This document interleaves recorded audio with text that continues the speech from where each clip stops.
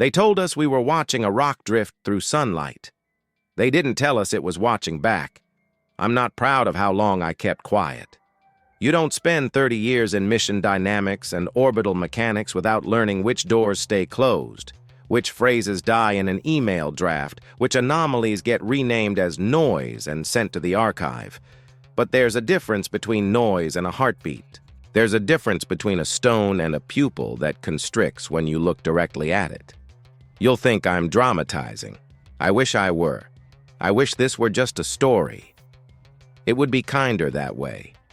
You asked me once why I stopped sleeping. I told you it was age. The truth is, sleep has rules: gravity, inertia, conservation.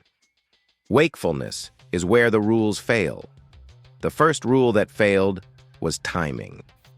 I was working nights at JPL again, shepherding ephemerides and covariance matrices, one white-haired ghost drifting through a bullpen of younger ghosts. The year was 2027, Southern California winter, dry air that smells like dust and eucalyptus. The Deep Space Network at Goldstone murmured in my headphones. Lines of telemetry flattened across the screen like heart monitors after a code blue.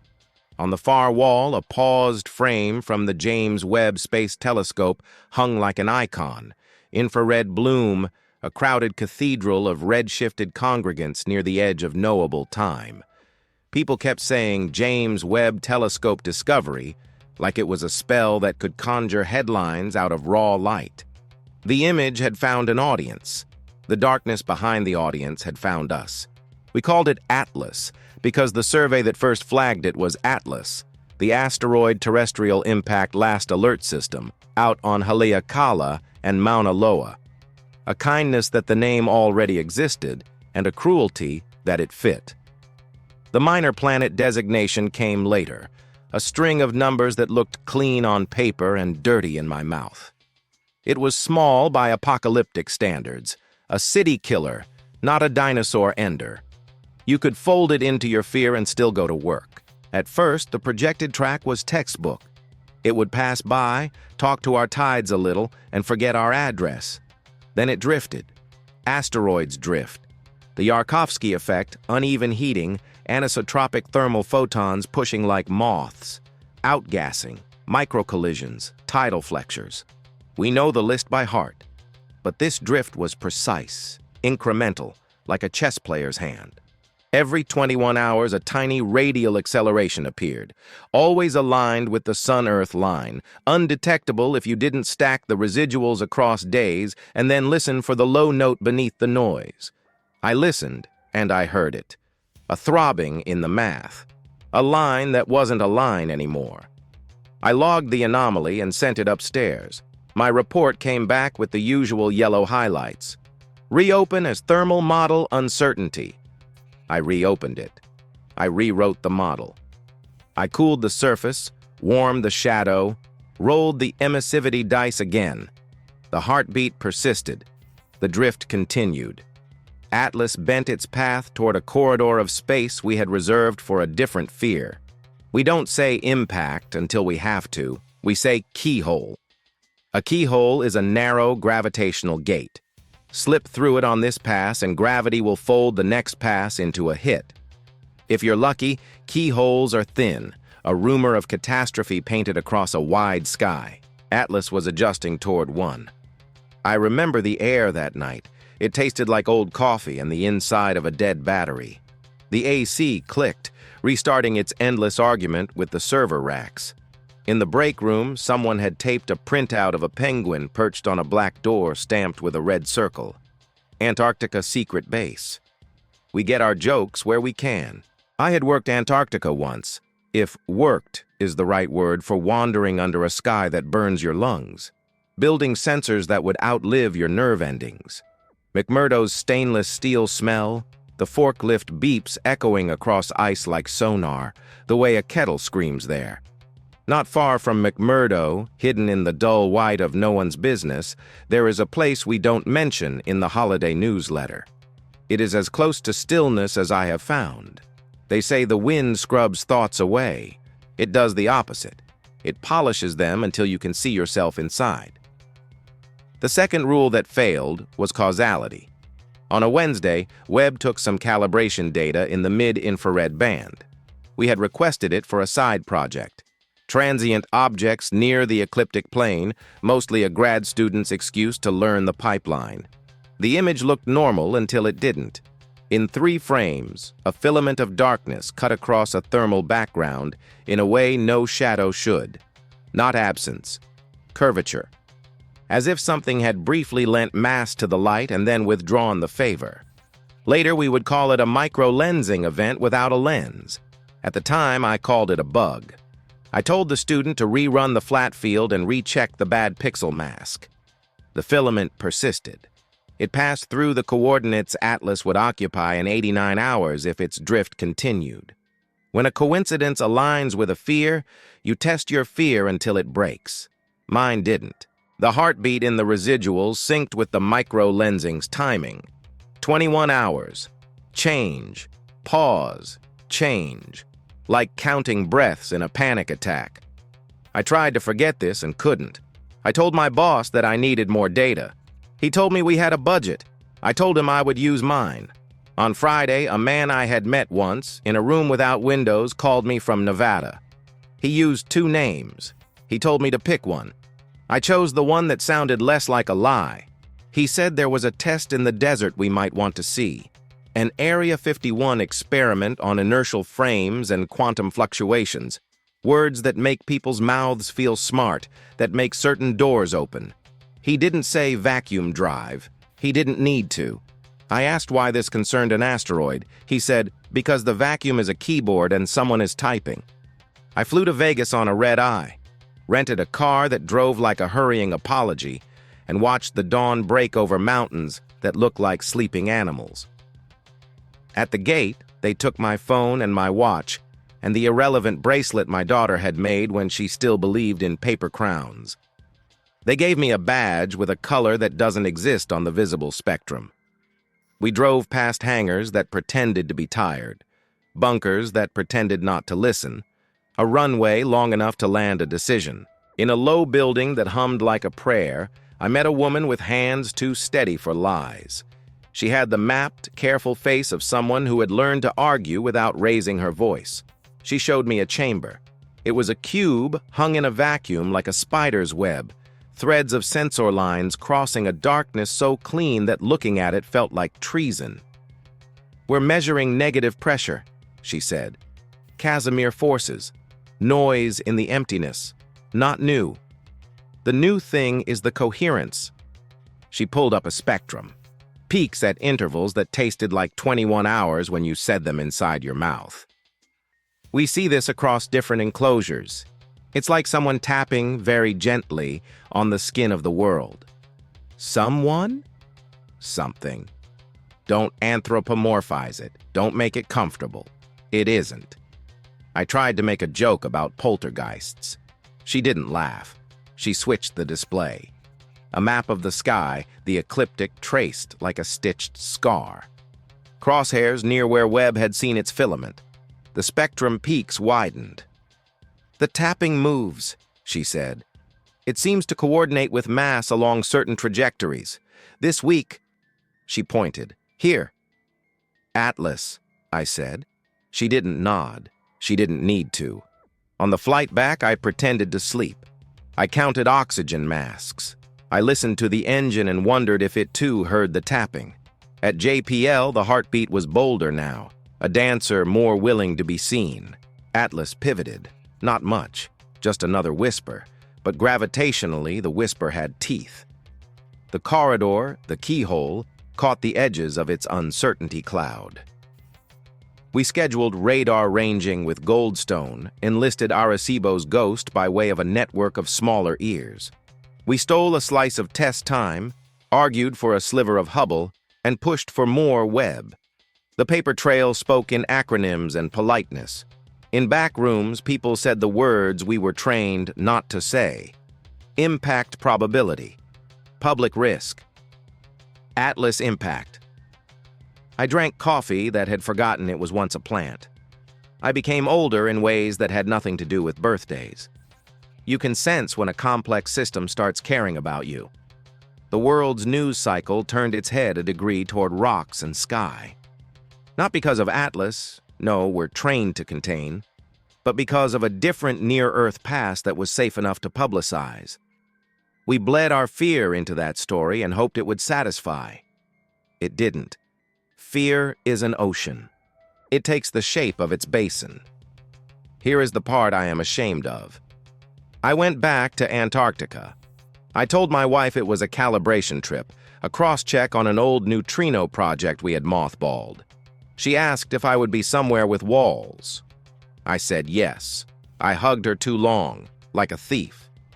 On the cargo plane, the air bit through my coat like insects, and I tasted the metal cage smell that warms your tongue and freezes everything else. The Shackleton Glacier below us looked like a white river that had forgotten how to move. We landed at McMurdo. I signed a visitor log with my wrong hand. At the end of the world, the ground is loud. Snow screams when your boots argue with it. The wind stacks its syllables until meaning breaks. In that noise, we drove under a sky that refused to be a color. The driver had the posture of a man who had decided not to exist. He didn't ask me why we were going where we were going. He didn't say the name of the place. You don't map a secret by speaking it. You map it by weight, distance, the ache that settles in your shoulders when the road ends and the quiet begins. The door was a line across snow, nothing else. No fence, no sign, just a seam in whiteness that the wind forgot to erase. When we descended, the cold gave way to the mechanical breath of machines pretending not to be nervous. The base smelled like oil and long decisions. It is older than its architects and younger than its first lie. The woman from Nevada was already in the lower corridor, her steady hands folded like a prayer or a promise. She introduced me to a man whose hair had given up, but whose eyes hadn't. He showed me a wall that was not a wall. "Found it under 200 meters, he said. "We thought it was glacial moraine till the drill bit sang. You have not lived until you have heard Diamond Teeth sing to something that doesn't belong." The slab they had uncovered was not stone. It was not metal. It was nothing from our periodic table and everything from our nightmares. The surface had the softness of distance, a slightly elastic, nearly yielding give, as if your fingers were about to pass through a thought. Across it, faint and patient, were grooves, an interference pattern etched by time and intention, a lattice the size of a house and simultaneously the size of a sentence. "We've mapped the lattice," the man said. "It encodes fields when we heat it. Low terahertz. The response isn't thermal, though. It's attentive." "Attentive," I repeated, tasting the arrogance of the word and the accuracy, too. He nodded. He showed me a room where the lattice's twin had been rendered in simulation, a hologram of patience. Waveforms crawled across it like insects that didn't know they were insects. On a side monitor, a time series pulsed. 21 hours. The heartbeat was in the ice. "When did you find it?" I asked, pretending the answer would make a difference. 3 summers ago, he said. If summer is the right word. We thought it was an archive, a recording device. Then we heated it, and it sang back. What did it say? This is where he looked at me as if I were a door that might open the wrong way. He exchanged a glance with the woman. The air in the room huddled. He said, pointing, "It points." To where? His hand hovered above the hologram. It drifted to the ecliptic. It found a place near where the sky's stitched scar crossed our fear. "There," he said. "It points where the tapping goes. It points at Atlas." I have been present at births that felt less like beginnings. We stood there, our faces lit by an invisible geometry, each of us feeling the smallness humans wear when they realize they are late to a conversation. The base's main chamber, long, low, concrete's compassionate ugliness, held the slab like a heart. We pulsed it gently, tested frequency, watched. The grooves glowed dimly, as if painted with midnight. The air hummed, and the hairs on my arms stood with the shamelessness of grass. The slab pointed again. This time, the vector wasn't to space. It angled down, toward the bedrock beneath our feet. The woman's hands didn't move. The man hissed through his teeth. We followed the vector. We opened a second seam in the earth where our maps said nothing was. Our maps were wrong. The second chamber was colder. Not physically. Temperature sensors were bored. But in the way a letter from someone dead changes the temperature of your flesh. Inside the chamber hung a thing that looked like a question. It was a ring, but not like we make rings. Its circumference was not a path, but a sentence, tensioned between low towers of matter that refused to name themselves. I can't make this not sound like magic. It isn't. It is just engineering that understands patience. In the center of the ring, air folded inward. Space took a breath and held it. You've seen accelerators. You've seen tokamaks. This wasn't those. This was a harpsichord strung with the subject and predicate of reality. We approached the ring and something in my ear bone vibrated. The room smelled like the moment before lightning. In the control alcove, an interface waited with the politeness of predatory things. We gave it a pulse through the slab's lattice. The ring responded with a number. "I've seen this number," I said. "Not as a number, as a time. 21 hours. "No," the woman said, and I loved her for how carefully she said it. "As letters, in the field, the vacuum keyboard, this is its grammar." "What does it say?" she whispered. The concrete listened. "It says hello." The third rule that failed was isolation. Atlas adjusted again. If this were a movie, the adjustment would be dramatic. You'd see the rock flare and cough, jets of sublimating ice pivoting it like a dancer. The truth is quieter. Numbers changed. Vectors leaned. Probabilities developed personalities. The keyhole widened from a rumor to a lane. We whispered words we didn't intend to whisper. Deflection mission, kinetic impactor, gravity tractor. None could be executed with the calendar we had, not if the drift continued. The slab answered our pulses with vectors, not just toward Atlas now, but along a path that mapped like a choreography we didn't know we knew. We followed the instructions because they were instructions, and we are old animals who love obeying when our fear uses the voice of reason. The ring hummed. The air tightened. In Nevada, the vacuum keyboard recorded coherent spikes that braided with our pulses. Across the DSN, microwaves trembled like nerves. In orbit, Webb caught a second filament of knot shadow, where space pretended to be heavier than it is. I haven't told you about the city yet. That is a failure of order. But this is a confession, not a report. The city wasn't a city like ours. It had no streets, it had no roofs. It was an arrangement of silence. The second chamber housed the ring, and beyond it, distance displayed its bones. At angles and arches that refused Euclid, structures extruded from rock like memory extrudes from trauma. They weren't made, they were allowed. The grooves that mapped the slab also mapped the city, in faint ridges where dust wouldn't settle, in contours where the eye stumbles and says no, then yes, then please. We called it a city because we needed a noun. It was a device, it was a theory, it was a prayer. In its center, under the ring, was a basin, not a bowl. Bowls pour. A basin, osseous, purposeful. It filled with nothing when the ring sang, and the nothing was brighter than any light I have stood in. You could look into it and see your first lie, the one you told yourself before language learned what you were made of. I put my hand near it. I felt a wind that didn't move my hair.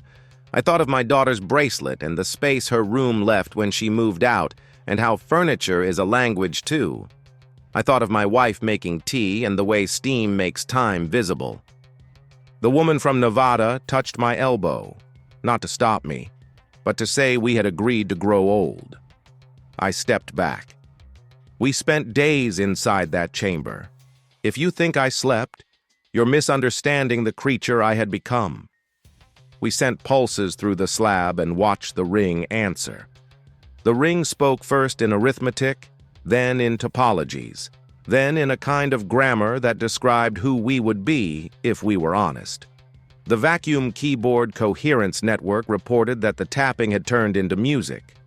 The frequencies vectorized into chord progressions that no ear had evolved to want, and I wanted them with a hunger that embarrassed me. We synchronized our pulses with the 21-hour cycle. Atlas's residuals flattened when we did it. The heartbeat slowed. For one stack of epochs, the drift reversed. Micrometers per second, but away from the keyhole, away from the lane of our worst prayer. We cheered without sound. We let ourselves exhale. Relief can be crueler than fear. It makes you sloppy. At hour 19, a red line lit the ring's interface. Not alarm red, not mistake red, announcement red. The basin filled with that bright absence, and this time the absence had a shape. It was a glyph, not a letter, not a symbol. A boundary drawn around a piece of truth.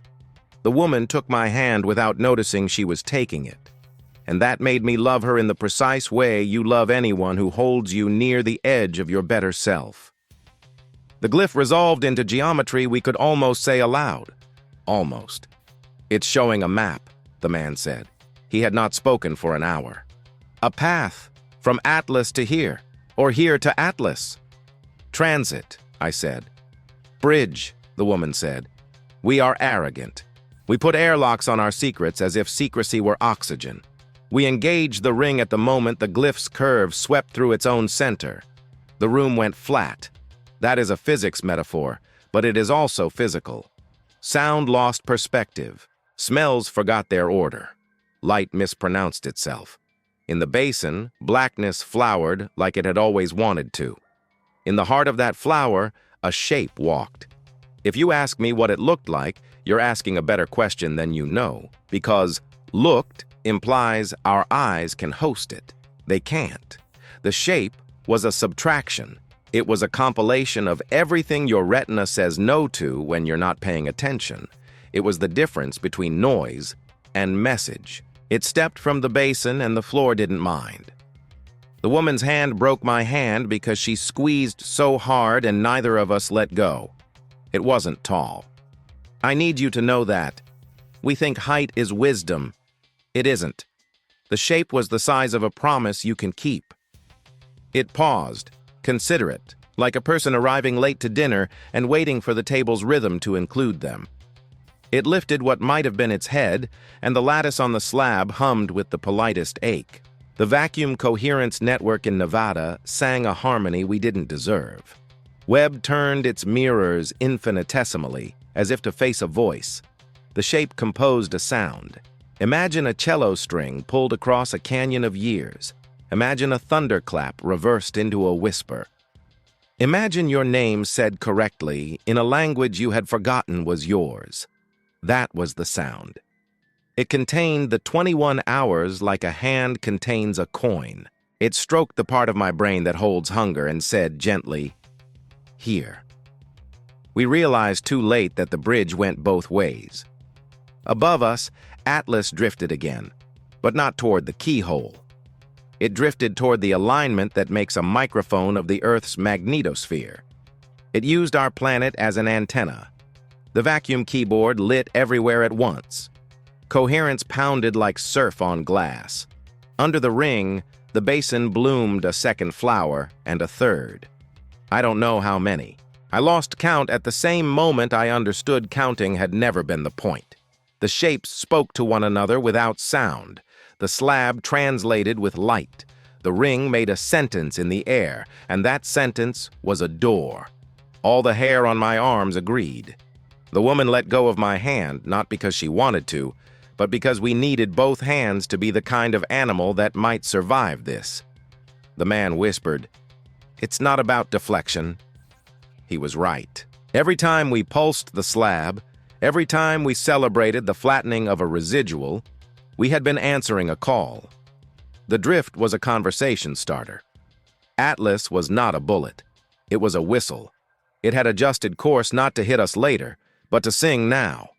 It had translated its inertia into invitation. It had used the keyhole as punctuation. The countdown we were so terrified by was to a beginning, not an end, or a beginning masquerading as an end. The distinction collapsed in the basin's light. I want to tell you we turned it off. We tried. We attenuated the slab's drive like old men lower the television. We changed frequencies and mispronounced the chord. The ring paused, patient, like a teacher who knows your failure is the gate to your understanding. The shapes waited. One of them came closer. It held out not a hand, because that's not what it had, but the idea of a hand, the category of a reach. It touched my shoulder the way surgeons touch, the way priests touch, the way people who expect you to forgive them touch. I remembered everything I had promised to forget. I remembered my daughter's bracelet and the day she threw it in the trash because she thought being grown meant being empty. I remembered telling a grad student that the bad pixel mask was wrong when it wasn't. I remembered the first time I felt a vector lean and thought I could push back, and didn't. The touch held me inside me without making me small. It said, "Not your fault." It said, "Still yours." You want me to call it alien. I could, and you would sleep afterward because alien is a box. This wasn't alien. It was native. In the oldest sense, not to our Earth, but to the grammar of anything that can be. We were the aliens to it. We were the recent invention in a room of long furniture. We were the kid in class who thinks the chalk squeak is the point. Atlas rotated. Its faint albedo signature sharpened. Radar teased out a hint of facets where a tumble should have been. The vacuum network became a choir. The ring asked a question with its light. The shape at my shoulder waited. The woman from Nevada took a breath that sounded like an oath. The man laughed once, not because it was funny, but because the human body has only so many ways to report surprise. "Can we say no?" I asked, and it felt like I was asking my mother if we could go home. The shape responded by doing something to the air that made saying no taste like dust. Not coercion, clarity.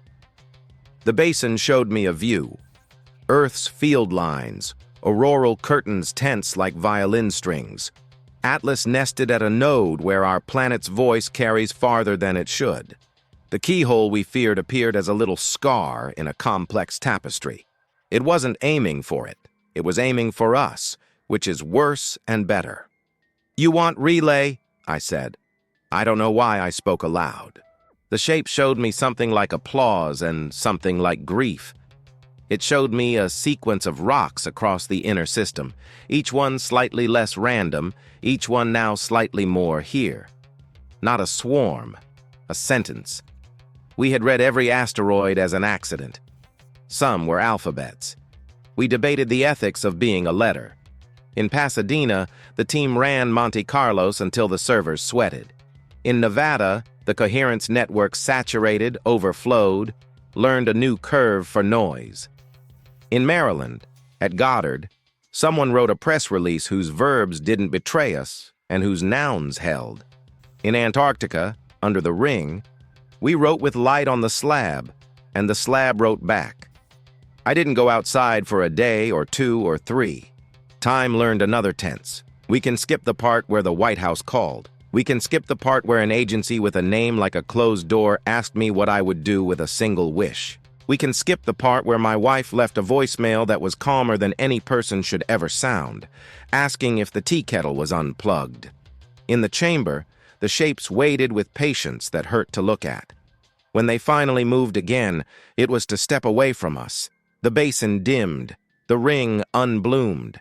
Space remembered how to be flat, the lattice on the slab cooled by 1/10 of a degree. Atlas resumed its drift, not toward the keyhole, not toward us, but along a vector that would carry it past the magnetospheric node and toward the long corridor where comets remember what they have forgotten. We had not passed a test. We had simply been allowed to practice. The 21-hour heartbeat dwindled. The vacuum keyboard quieted, though it never went to whole silence again, not for me. There is always a tapping now, because once you learn that emptiness is articulate, you can't unknow it. We wrote the after action like diligent children, stacking facts into a little wall we hoped could withstand weather. The asteroid Atlas impact risk, we said, had decreased. The James Webb Telescope discovery of anomalous microlensing near the ecliptic was under investigation, likely an instrumental artifact, more data required. The Antarctica secret base rumor that bubbled up from a blog somewhere was dismissed as invasive species, an old photo of a weather station miscaptioned, a video of ice that had never seen our slab. The Area 51 experiment rumors were slightly easier. People disbelieve what they most want to be true.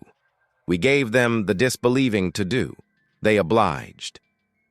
I returned to Pasadena.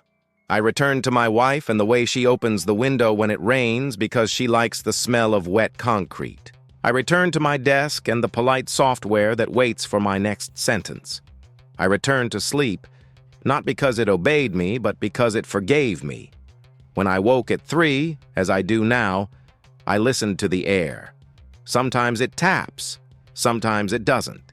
When it does, I hold my breath and count to 21 hours in the only way that doesn't break me, 1 second at a time. You're waiting for a catastrophe. You want the countdown to end with fire. That's not how this works. The countdown was to an introduction. Some doors don't slam. They open a fraction and wait for your manners. We are now in the hallway between our fear and our next language. The shapes under the ring knew that. Atlas knew that. The slab is quiet, but not sleeping. The ring is maintenance hummed, awaiting the kind of patience our species learns only after its loudest songs. The vacuum keyboard still receives the occasional polite knock. It could be wind, it could be us, echoing. It could be what waits. One more thing. Webb caught another filament last month, a smaller one. No headlines, no grant proposals, just a thin bruise across infrared, a hesitant curvature like a smile learning its job. The timing wasn't 21 hours. It was 13, a different grammar. A new alphabet entering the room and trying our chairs on for size. We'll pretend not to notice until we are sure we can't survive pretending. I haven't been back to Antarctica, not because I am forbidden, but because I can't be trusted near that basin without wanting to speak when I should listen. The woman from Nevada sends me data. The man sends me silence and a single photo of frost on concrete that looks exactly like a map of the Pacific. My daughter visited last week. She found the bracelet in a drawer where I keep who I thought I was. She put it on. It fit. This is what I am supposed to say to sleep at night. The risk has decreased. The models are updated. The keyhole is behind us. The Atlas asteroid changed course and the countdown ended without event. All of that is accurate. None of it is true in the way you need it to be. Here is the truth I will confess only once. Atlas was not course corrected. We were. I can feel your disagreement. I can taste your grief. You wanted a villain you could throw a rocket at. I wanted that too. I wanted equations that punish rocks for bad behavior. Instead, I got a grammar lesson. Instead, I got a hand on my shoulder in a room under the world, telling me that hello is a dangerous word when spoken by things that mean it. If you need comfort, take this. We are not prey. Predators don't ask permission. We are not masters. Masters don't ask at all. We are chorus. We were invited to sing. Sometimes choirs change the air. Sometimes they just make it bearable to breathe. Either way, breath is a miracle dressed up as chemistry. Either way, we were heard. The last time I looked at the slab, it reflected nothing. The grooves were as patient as ever. The ring slept with one ear open. I put my hand on the concrete, and it felt like the back of an animal that trusts you. I said thank you in a voice I learned at my father's funeral. I said sorry in a voice I learned from my daughter's first lie. I said both things again without sound, because sometimes silence is the only instrument that can hold a note long enough to matter.